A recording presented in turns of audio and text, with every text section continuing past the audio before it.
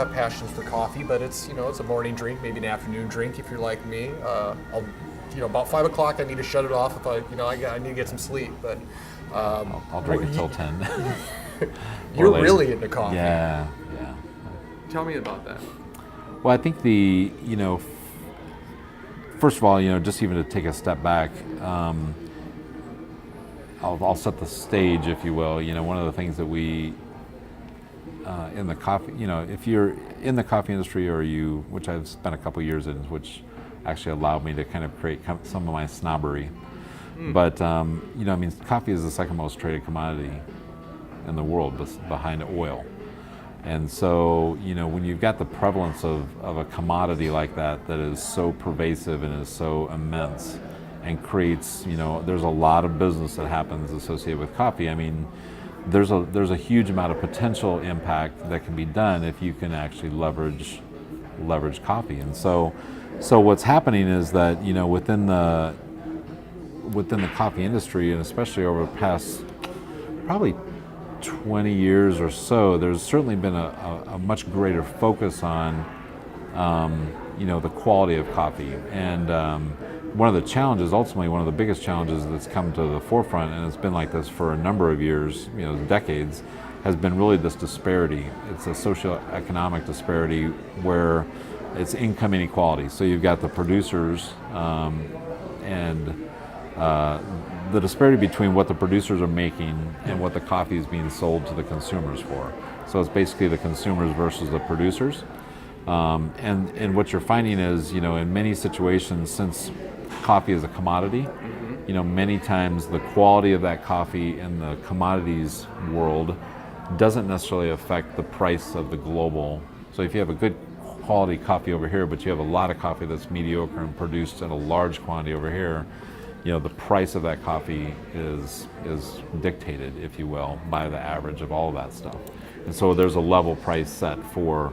So what happens is that in what's happened historically and where the disparity comes up is that many of the farmers were living over the poverty line. I mean, you had 25 million producers, individuals who were involved with coffee, living, majority of them living in some of the poorest countries in the world and making lower than the poverty level, which in many cases is like less. In our economy, it equates to less than $2 a day, basically. And so you've got people who are producing for these consuming countries, typically richer, and you have most likely 1% of that sale price going back to the farmer.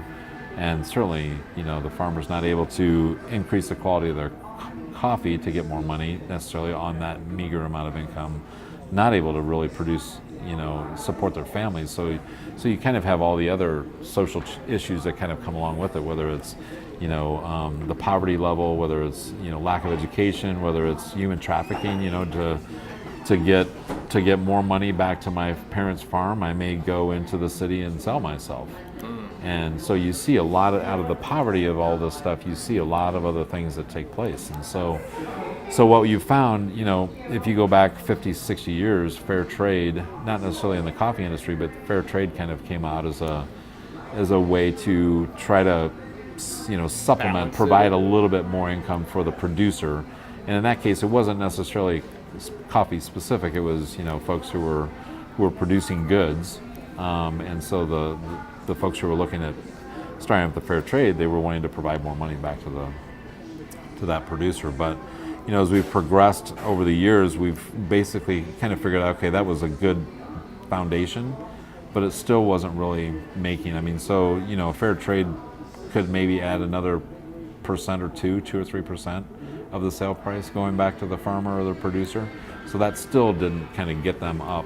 Why is that? Is it just our propensity not to want to pay for a higher price when we can get something cheaper that's comparable in quality? It's that's probably, that could play a part in it, but a lot of it is kind of what's happening in the value chain. The corruption that could be going on from folks that are kind of managing what's going on in country. It's like a cartel? Very much like a cartel, yeah. I'm producing X and I have to kind of put it through something to get it out of my country. And certainly there's corruption, so that impacts it.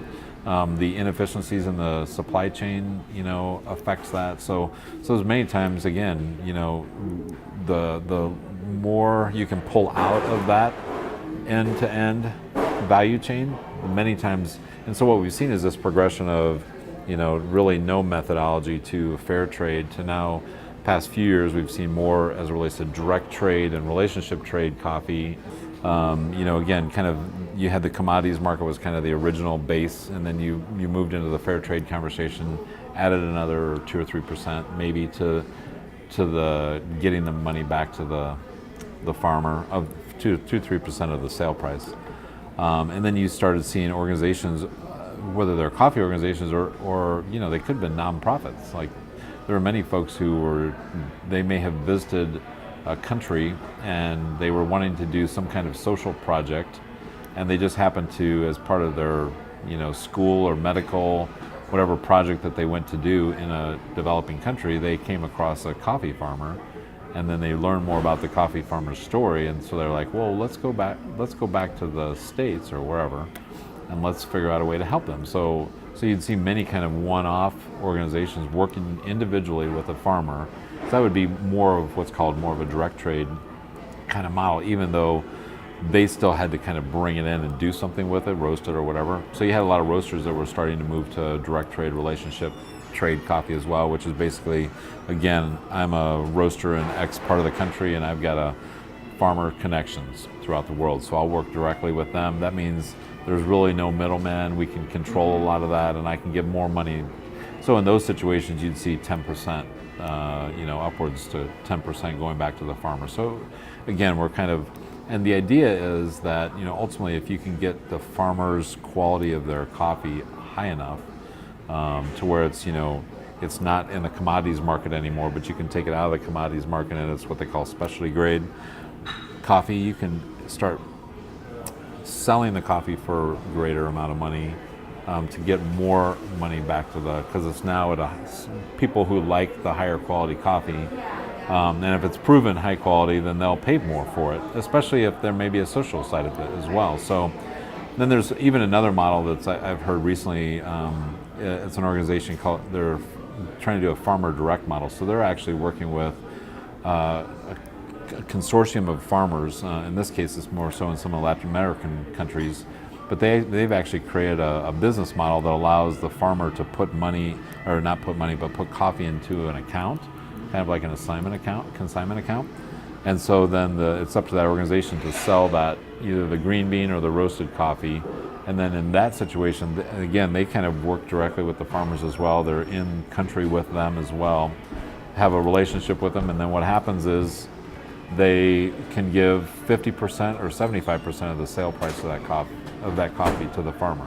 So if you think going from 1% back to the farmer to 50 to 75%, that's an incredible amount of investment that's going back. And then the farmer can do things with it. They can obviously feed their family, hopefully, but they're also maybe getting education, equipment, the things that they need to be able to understand, okay, this is how I make better coffee. This is the things I need to affect. Maybe I need to go more organic. Maybe I need to address soil things, whatever. So they can start making business decisions at the farm that impacts their market price, market price, market price, market price, market price.